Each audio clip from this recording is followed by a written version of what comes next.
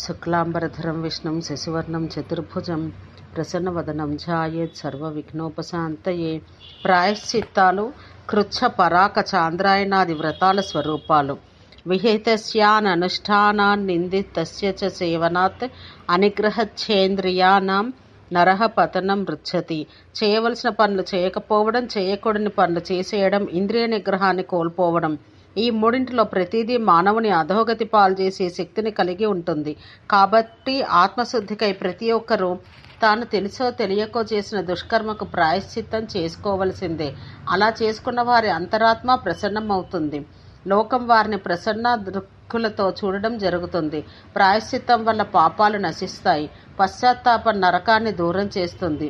అలా కాకుండా నేను ప్రాయశ్చిత్తం చేసుకోను, నాకు పశ్చాత్తాపించవలసిన అగత్యం లేదు అని మొండికేసిన వాని కోసం ఇదిగో ఈ నరకాలన్నీ సిద్ధంగా ఉంటాయి. మహారౌరవం, దానికన్నను మహాభయంకరములైన తామిశ్ర, లోహశంకు, పూతిగంధ, హంసాభత్, లోహితోద, సంజీవన, నదీపథ, మహానిలయ, కాకోల, అంధతామిశ్ర, తాపన నరకాలే అవి. బ్రాహ్మణ హంతకుడు, తాగుబోతూ, బ్రాహ్మణుని బంగారాన్ని దొంగిలించినవాడు, గురుపత్నిని కామించినవాడు, వీరితో తిరిగేవారు ఈ మహాపాపులంతా అవీచి, కుంభీపాకం అను పేర్లు గల నరకాల్లో పడతారు. అవే అత్యంత భయంకర నరకాలు. గురువుని వేదాన్ని నిందించడం కూడా బ్రహ్మహత్యతో సమానమైన పాతకమే. నిషిద్ధ పదార్థాలు తినుట, కుటిలతతో నిండిన ప్రవర్తన, రజస్సులయగు స్త్రీని పెదవులపై చొంబించుట, మద్యపానం ఒకే రకమైన పాపాలు. అశ్వరత్న స్వర్ణ చౌర్యాలు సమాన పాపాలు. మిత్రపత్ని, తనది కాని ఉత్తమ జాతి స్త్రీ, చండాలి, సోదరి, కోడలు వంటి స్త్రీలతో రమించుట కూడా గురుపత్ని గమనంతో సమానమైన మహాపాపాలు. అలాగే పిన్ని, అత్త, ఆచార్య పుత్రి, ఆచార్య పత్ని, కూతురు వరుస స్త్రీలతోటి రమింపు కూడా గురుపత్ని గమనంతో సమానమైన మహాపాతకాలు. ఇలాంటి మహాపాపులకు ముందుగా లింగఛేదనం చేసి కొంతకాలమాగి అప్పుడు వారిని వధించాలి. ఇటువంటి పాపంలో పాలు పంచుకుని ఇష్టపూర్వకంగా వ్యభిచరించిన స్త్రీని కూడా క్రమంగా వధించాలి. గోహత్య, వ్రాత్యత, బ్రాహ్మణ స్వర్ణ లేదా తత్సమాన ద్రవ్యాపహరణ, అప్పునెగ్గొట్టుట, దేవ పితృ ఋషి రుణాలు తీర్చకుండుట, అధికారి అయ్యుండి అగ్నికార్యం చేయకుండుట, అమ్మకుడిని రవణాదులు నమ్ముకొనుట, పెద్దన్నకు పెళ్లి కాకుండానే తాను చేసుకొనుట, అధ్యయనాధ్యాపనములకు డబ్బును వాడుట, తమ్మునికి వివాహం చేసి తాను పెండ్లి మానుకొనుట, పరస్త్రీ గమనం, చక్రవడ్డీలను గుంజుకొనుట, లవణం తయారీ, స్త్రీవధ, శూద్రవధ, నిందిత ధనంతో జీవనం గడుపుట, నాస్తికత, వ్రతలోపం, కొడుకును అమ్ముకొనుట, మాతాపితలను పరిత్యజించుట, చెరువులను తోటలను అమ్ముకొనుట, కన్యపై అపవాదు వేసి దూషించుట, తన కోసం మాత్రమే భోజనం వండుకోవడం, మద్యపానం చేసే స్త్రీతో సంబంధం పెట్టుకోవడం, స్వాధ్యాయ, అగ్ని, పుత్ర, బంధు ఈ నాలుగింటిని పరిత్యజించుట, అసత్శాస్త్రాలు చదువుట, భార్యను తనను అమ్ముకొనుట ఇవన్నీ ఉపపాతకాలు.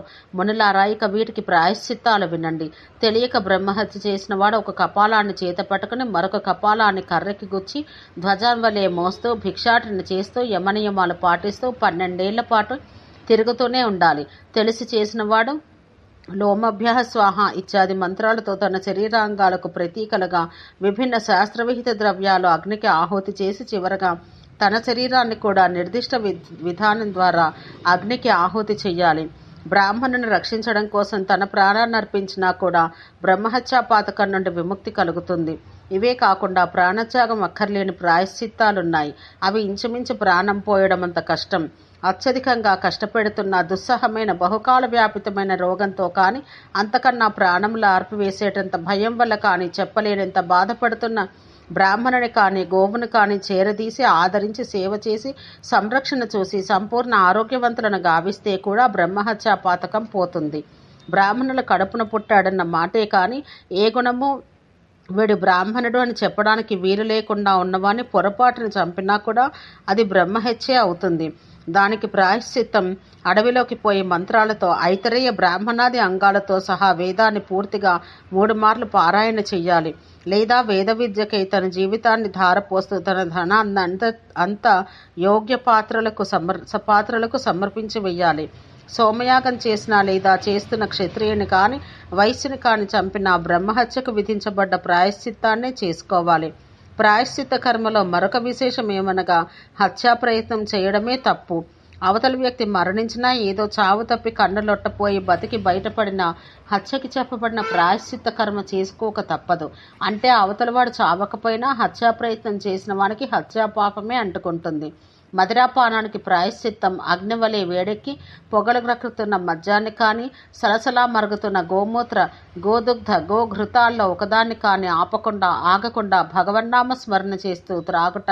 నీరనుకొని మద్యం పొరపాటున తాగేసిన వారు జడలు పెంచుకొని మలిన వస్త్రాలు కట్టుకొని మరుగుతున్న నేతిని తాగుతూ బ్రహ్మహత్యకు గల ప్రాయశ్చిత్తాన్ని చేసుకోవాలి. తర్వాత తన వర్ణానికి తగిన సంస్కారాన్ని చేసుకోవాలి. వీర్యపానం, సురాపానం, మూత్రపానం చేసే బ్రాహ్మణి సద్గతి నందకపోగా క్రమంగా గద్ద, కుక్క, పంది యోనుల్లో పుడుతుంది. బ్రాహ్మణుని బంగారాన్ని అపహరించిన వానికి ప్రాయశ్చిత్త కర్మం ఏమనగా, వాడొక రోకల్ని మోసుకుని రాజసభలోకి పోయి తాను చేసిన పాపాన్ని ప్రకటించి రాజు విధించినన్ని దెబ్బలు ఆ రోకటితోనే తినాలి. ఈ శిక్షాశ్రమంలో వాడు మరణించినా శిక్షానంతరం జీవించినా పవిత్రుడే అవుతాడు. ఇలా చేయని వారు తమ తప్పు నొప్పుకొని తమ ఎత్తు బంగారాన్ని ఆ బ్రాహ్మణునికి సమర్పించుకున్నా ఆ పాపం పోతుంది. గురుపత్నితో గమించిన వాడు ఎర్రగా కాలుతున్న ఇనుప స్త్రీ విగ్రహాన్ని కౌగిలించుకొని ప్రాణత్యాగం చేయాలి. లేదా తన లింగాన్ని, అండకోశాలని తానే కత్తిరించుకుని నైరుత్య దిశ వైపు విసిరివేయాలి. ఈ మహాపాపానికి ఇంకా 2 రకాల ప్రాయశ్చిత్తాలు చెప్పబడ్డాయి. పశ్చాత్తపించిన వాడు 3 సంవత్సరాల పాటు ప్రాజాపత్య కృచ్ఛవ్రత పాలన చెయ్యాలి. లేదా 3 మాసాల పాటు చాంద్రాయణ వ్రతం చేస్తూ ఏకదీక్షగా వేద సంహితను పఠిస్తూ ఉండాలి. దీక్ష పూర్తయితే పాపం పోతుంది. గోవధ చేసిన పాపి పంచగవ్యాలను మాత్రమే స్వీకరిస్తూ 1 నెలపాటు మునివలే ఏ వికారాలు లేకుండా గోశాలలోనే జీవిస్తూ గోసేవ చెయ్యాలి. మాసాంతంలో యథాశక్తిగా గోదానం చెయ్యాలి. ఉపపాదక శుద్ధి చాంద్రాయణ వ్రతం వల్ల సిద్ధిస్తుంది. 1 మాసం దాకా పాలన మాత్రమే స్వీకరిస్తూ పరాకనామక వ్రతం చేసినా అదే ఫలం ఉంటుంది. క్షత్రియవధం చేసిన వాడు 1 ఎద్దును 1000 ఆవులను దానం చెయ్యాలి. లేదా బ్రహ్మహత్యకు నిర్దేశించబడిన ప్రాయశ్చిత్తాన్ని 3 ఏళ్ల పాటు చేసుకోవాలి. వైశ్యుని వధించిన వాడు 100 గోవులు దానం చెయ్యాలి. లేదా బ్రహ్మహత్యాపాతక ప్రాయశ్చిత్త వ్రతాన్ని 1 ఏడాది పాటు చెయ్యాలి. శూద్రుని హత్య చేసిన వాడు కానీ, స్త్రీని వధించిన వాడు కానీ బ్రహ్మహత్యాపాతక ప్రాయశ్చిత్త వ్రతాన్ని 6 నెలల పాటైనా ఆచరించాలి. లేదా సత్పాత్రునికి 10 సవత్స పయస్విని గోవులను దానమైనా ఇవ్వాలి. ఇవన్నీ తెలియక కానీ, అజ్ఞానవశాన కానీ, అప్రయత్నంగా కానీ చేసిన హత్యలకు ప్రాయశ్చిత్తాలు. పిల్లి, ముంగిస, ఉడుము, కప్ప సాధారణ పశువులు. వీటిని చంపడం కూడా పాపమే. ఈ పాపం చేసిన వాడు 3 రాత్రులు గడిచేదాకా పాలన మాత్రమే స్వీకరిస్తూ పాదకృచ్ఛ వ్రత పాలన చెయ్యాలి. ఏనుగును వధించిన వాడు 5 నీల వృషభాలను పేరుగల విశిష్ట లక్షణాలున్న ఎద్దులను సత్పాత్రునికి దానం చెయ్యాలి. చిలుకను కానీ, 2 ఏళ్ల వయసున్న దూడని కానీ, క్రౌంచపక్షిని కానీ వధించిన వాడు 3 ఏళ్ల వయసున్న దూడను దానం చెయ్యాలి. గాడిద, మేక, గొర్రెల్లో ఒకదాన్ని చంపినవాడు 1 ఎద్దును దానం చెయ్యాలి. వృక్ష, గుల్మ, లతాదులను నరికి వేసిన ద్విజుడు 100 మార్లు గాయత్రిని జపించాలి. తప్పనిసరి పరిస్థితుల్లో ఇష్టం లేకున్నా మధుమాంసాలు సేవించిన వాడు కృచ్ఛవ్రతాన్ని, అన్యశేష వ్రతాన్ని ఆచరిస్తే ఆ పాపం శాంతిస్తుంది. గురువుగారు చెప్పిన పని చేస్తూ కానీ, మార్గంలో కానీ శిష్యుడు మృతి చెందితే ఆ పాపం గురువును ముట్టుకుంటుంది. గురువు దానికి ప్రాయశ్చిత్తంగా 3 కృచ్ఛవ్రతాలు ఆచరించాలి. గురువుగారిని అసంతృప్తికి గురి చేసిన శిష్యునికి మాత్రం ఆ గురువుగారిని ప్రసన్నుని, సంతృప్తిని చేసుకోవడమే ప్రాయశ్చిత్తం. గురువుగారిని బాధించిన పాపం పోవాలంటే ఆ గురు ప్రసన్నతే తప్ప మరో దారి లేదు. నిర్దోషులను, అమాయకులను, పాపులను దూషించి దొంగ రుజువులతో నిరూపించే ప్రయత్నం చేసేవాడు మహాపాపి. వీనికి ప్రాయశ్చిత్తం జితేంద్రియుడే 1 నెలపాటు మంచినీళ్ళు మాత్రమే ఆహారంగా తీసుకుంటూ పాపమోచన మంత్రం జపించుట.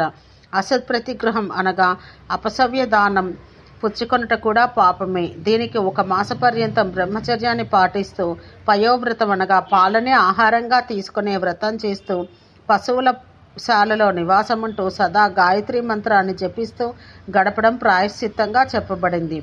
వ్రాత్యునికి ఉపనయనం చేసి యజ్ఞం చేయించిన వానికి అంటుకునే పాపం 3 కృచ్ఛవ్రతాలు ఆచరించడం వల్ల నశిస్తుంది. అభిచారక హోమం వల్ల వచ్చే పాపానికి ఇదే ప్రాయశ్చిత్తం. వేదప్లావి 1 సంవత్సరం పాటు ఎవలనే తిని బతకాలి. శరణ్ణని వచ్చి ఆశ్రయించిన వానికి దక్షత ఉండి కూడా శరణివ్వని వాడి పాపానికి ఇదే తగిన ప్రాయశ్చిత్తం. గాడిదపై కానీ, ఒంటెపై కానీ ప్రయాణించేవాడు 3 ప్రాణాయామాలు చెయ్యాలి. తెలియక అనగా అవి పాపాలని తెలియక చేసిన నగ్న స్నానం, నగ్న శయనం, పగటిపూట రతి అనే పాపాలు కూడా 3 ప్రాణాయామాల ద్వారా నశిస్తాయి. గురుజనులను నీవు అని సంబోధించరాదు. అట్టి పాపం ఆ గురుజనుల ప్రసన్నత వల్ల పోతుంది. బ్రాహ్మణుని కొట్టడానికి వెళ్ళడమే పాపం, దానికి కృచ్ఛవ్రతమే ప్రాయశ్చిత్తం. క్రోధంలో ఒళ్ళు మరిచిపోయి బ్రాహ్మణుని కొట్టిన పెనుపాపం అతి కృచ్ఛవ్రతం గాని తీరదు. విఖ్యాతమైన పాపాలను ప్రాయశ్చిత్తాన్ని గురుజనులనగా పరిషత్తు నిర్ణయాన్ని బట్టి కూడా చేయవచ్చు.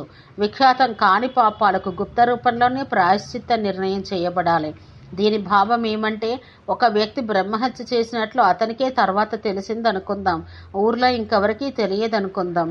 అప్పుడు ఆ వ్యక్తి పరిషత్తులో ఒకరిని కలుసుకొని తనకి తెలియకుండానే తన వల్ల జరిగిన బ్రహ్మహత్యకు పాపమంటక తప్పదు. కాబట్టి ప్రాయశ్చిత్తాన్ని వేడితే ఆయన చెప్పేది గుప్త రూపంలో ఉన్న ప్రాయశ్చిత్తం అనబడుతుంది. ఈ ప్రాయశ్చిత్తాల్లో కొన్ని ఇలా ఉంటాయి. బ్రహ్మహత్య చేసిన పాపి 3 రాత్రులు గడిచేదాకా ఉపవాసం చేసి విశుద్ధ జలాల మధ్య అనగా నదీ సరోవరాదులలో పీకల దాకా మునిగి ఆఘమర్షణ మంత్రాన్ని జపించాలి. 3 రాత్రులు దాటాక వచ్చే పగటిపూట ఒక పాలిచ్చే ఆవును సత్పాత్రునికి దానం ఇవ్వాలి. ఈ విధంగా తప్పించి జపిస్తే అజ్ఞానవశాన తన చేత జరిగిన బ్రహ్మహత్యా పాతకం నశిస్తుంది. దీనికే మరొక ప్రాయశ్చిత్తం కూడా చెప్పబడింది. బ్రహ్మహత్య కర్త ఒక పగలు ఒక రాత్రి వాయుభక్షణ మాత్రమే చేస్తూ శుద్ధ జలం మధ్యంలో అలా నిలబడే ఉండిపోయి తెల్లవారుగానే బయటికి వచ్చి లోమభ్యస్వాహ మున్నగు 8 మంత్రాలు ఘోషిస్తూ ఒక్కొక్క దానితో 5 ఆహుతులు యథావిధానం అగ్నిలో వ్రేల్చాలి. మద్యపానం తెలియక చేసి తెలిసాక పశ్చాత్తాపం పొందినవాడు జలమధ్యంలో నిలబడి రుద్రదేవ మంత్రాన్ని జపిస్తూ 3 రోజులు ఉపవాసంతో గడిపి ఆ మర్నాడు గుమ్మడి ముక్కలను నేతిలో ముంచి అగ్నికి ఆహుతులనిస్తే ఆత్మశుద్ధి కలుగుతుంది. గురుపత్ని గమనం చేసిన పాపి ఇలాగే చేస్తూ రుద్రదేవ మంత్రానికి బదులు సహస్రశీర్ష మంత్రాన్ని జపించాలి. మిగిలిన పాపాలకు 100 మార్లు ప్రాణాయామం చేయడం లేదా త్రైకాలిక సంధ్యోపాసన, బ్రాహ్మణునిచే 11 ఆహుతులనిప్పించి రుద్రనామకమును జపించుట మున్నగునవి ప్రాయశ్చిత విధానాలు. బ్రహ్మహత్య తప్ప మిగతా పాపాలన్నీ వాయుభక్షణం మాత్రమే చేస్తూ దినమంతా సూర్యరశ్మి పడే చోట జలంలో ఉండి రాత్రంతా కూడా అక్కడే ఉండి 1000 మార్లు గాయత్రి మంత్రాన్ని జపిస్తే నశిస్తాయి. వేదాభ్యాసం చేసే శాంతిపరాయణుడైన పంచయజ్ఞానుష్ఠాతం నుండి పాపమే దూరంగా పారిపోతుంది. యమనియమాలున్న వానికి పాపపుట ఆలోచనలే రావు. బ్రహ్మచర్యం, దయా, క్షమ, భగవద్ధ్యానం, సత్యం, నిష్కాపట్యం, అహింస, అస్తేయం, మాధుర్యం, దమ్మం అనే 10 యమములు.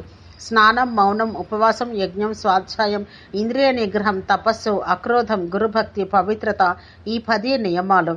ఆవు యొక్క పాలు, పెరుగు, నెయ్యి, మూత్రం, మయం పంచగవ్యాలు. వీటిని కుశోదకంతో కలిపి దాన్ని అన్నానికి బదులు తినడం కృచ్ఛవ్రతం అవుతుంది. ఒక రోజంతా దీన్ని మాత్రమే స్వీకరించి మరునాడు పగలంతా ఉపవాసం ఉండి 2వ రోజు రాత్రంతా పంచగవ్యాల్ని స్వీకరిస్తూ ఉంటే దాన్ని కృచ్ఛ శాంతపన వ్రతం అంటారు. తొలి రోజు ఆవు పాలు, మర్నాడు ఆవు పెరుగు, 3వ నాడు ఆవు నెయ్యి, 4వ దినం గోమూత్రం, 5వ రోజు గోమయం, 6వ రోజు కుశోదకం మాత్రమే స్వీకరించి 7వ రోజు ఏమీ తీసుకోకుండా కటిక ఉపవాసం చేస్తే ఈ మొత్తమంతా కలిపి పరమ పవిత్రమైన మహాశాంతపన వ్రతం అనబడుతుంది. పలాస, గూలర, కమల, బిల్వ పత్రాల్లో ఒక్కొక్క రోజు ఒక్కొక్క దాన్ని నీటిలో వేసి ఉడికించి ఆ రోజంతా ఆ నీటినే తాగాలి. అలా 4 రోజులు 4 ఆకుల నీరు, తర్వాత 5వ రోజున కుశోదకం మాత్రం తాగాలి. అంటే ఈ 5 రోజులు ఇంకేదీ తినకుండా తాగకుండా కృషించాలి. ఈ వ్రతాన్ని పర్ణకృచ్ఛ వ్రతం అంటారు. తొలి రోజు వేడి ఆవు పాలను, మలి రోజు వేడి నేతిని, 3వ రోజు వేడి నీటిని మాత్రమే ప్రాసన చేసి 4వ రోజు పూర్తిగా ఉపవాసం ఉండిపోవాలి. ఈ వ్రతాన్ని మహాతప్త కృచ్ఛ వ్రతం అంటారు. ఈ కృచ్ఛ వ్రతాలు పరమశుద్ధికరాలు, పవిత్రాలు. కృచ్ఛ వ్రతాల్లో మరొకటి పాదకృచ్ఛ వ్రతం. మొదటి రోజు ఏకభుక్తం, 2వ రోజు నక్తవ్రతం, 3వ రోజు అయాచితం, 4వ రోజు కటిక ఉపవాసం. ఇదంతా కలిపి పాదకృచ్ఛ వ్రతం అవుతుంది. ఇదే వ్రతాన్ని ఒకే నెలలో 3 మార్లు చేస్తే దాన్ని ప్రాజాపత్య వ్రతం అంటారు. ఈ వ్రతంలో కూడా భోజనం చేయనప్పుడు 1 మారు చేతి నిండా పట్టు అన్నాన్ని మాత్రమే రోజంతటిలో తిని 4 రోజులు ఉండగలిగితే దాన్ని అతికృచ్ఛ వ్రతం అంటారు. 12 రోజులు పూర్ణ ఉపవాసం చేయడాన్ని పరాక వ్రతం అంటారు. 21 రోజుల పాటు నీరు లేదా పాలు మాత్రమే తీసుకుని అతికృచ్ఛ వ్రత పాలనం చేయడాన్ని కృచ్ఛ్రాతి కృచ్ఛ వ్రతం అని వ్యవహరిస్తారు. 6 రోజుల కృచ్ఛ్రవ్రతం ఒకటి ఉంది. నూనెను బాగా పిండి చేసిన పిమ్మట మిగిలిన నూనె పిప్పుని తొలి రోజు, గంజిని 2వ రోజు, మజ్జిగ మాత్రమే 3వ దినం, కేవలం జలాన్ని 4వ రోజు, పేలపిండిని 5వ రోజు ఆహారంగా స్వీకరించి 6వ రోజు కటిక ఉపవాసం చేయడాన్ని సౌమ్య కృచ్ఛ్రవ్రతం అంటారు. ఈ వ్రతాన్నే కొంచెం అతిశయింపచేసి ఒకే రోజు తినే పదార్థాన్ని 3 రోజుల పాటు తింటూ మొత్తం 15 రోజులు చేసి 16వ నాడు పూర్ణ ఉపవాసం చేస్తే దాన్ని తులాపురుష కృచ్ఛ్రవ్రతం అంటారు. చాంద్రాయణ వ్రతం అంటే చంద్రుని కళలను బట్టి ఆహారం స్వీకరించడం. అమావాస్య నాడు ఒక నెమలిగుడ్డంత అన్నాన్ని తిని రోజుకొక గుడ్డు ప్రమాణాన్ని పెంచుకుంటూ పూర్ణిమ నాడు సంపూర్ణ భోజనం చేసి మర్నాటి నుండి అదే కొలతలో తగ్గించుకుంటూ పోయి అమావాస్య నాడు మరలా నెమలిగుడ్డంత ద్రవ్యాన్నే తిని చేసే వ్రతానికి చాంద్రాయణ వ్రతం అని పేరు. మొత్తం నెలలో 240 గ్రాసాల హవిష్యాన్నాన్ని పైన చెప్పిన క్రమంలో తిని ఉండి పోవడానికి విశేష వ్రతం అని పేరు. పైన చెప్పిన వ్రతాలను అనుష్ఠిస్తున్న అన్ని రోజుల్లోనూ ప్రాతః, మధ్యాహ్న, సాయంకాలీన స్నానాలు చేసి పవిత్ర సంజ్ఞక విశేష మంత్రాలు జపిస్తూ గ్రాస పరిమాణంలో అన్నం తినడానికి ముందు ప్రతి గ్రాసాన్ని గాయత్రితో అభిమంత్రితం చేస్తూ ఒక విధమైన నిరాసక్త ఆధ్యాత్మిక ప్రశాంత జీవనాన్ని గడపాలి. కొన్ని పాపాలకు శాస్త్రంలో ప్రాయశ్చిత్తాలు చెప్పబడలేదు. అటువంటి పాపాలన్నీ చాంద్రాయణ వ్రతం వల్ల నశిస్తాయి. ఏదో పాప ప్రక్షాళన కోసం కాకుండా పుణ్యుడు మరింత పుణ్య సముపార్జన కోసం చాంద్రాయణ వ్రతాన్ని చేస్తే దాని పుణ్యం పండి దేహాంతంలో చంద్రలోకాన్ని చేరుకుంటాడు. అలాగే ప్రాయశ్చిత్తం కోసం కాకుండా పుణ్యం కోసం కృచ్ఛ్రవ్రతం చేసేవాడు గొప్ప ఐశ్వర్యవంతుడవుతాడు. ఓం శాంతి శాంతి శాంతి.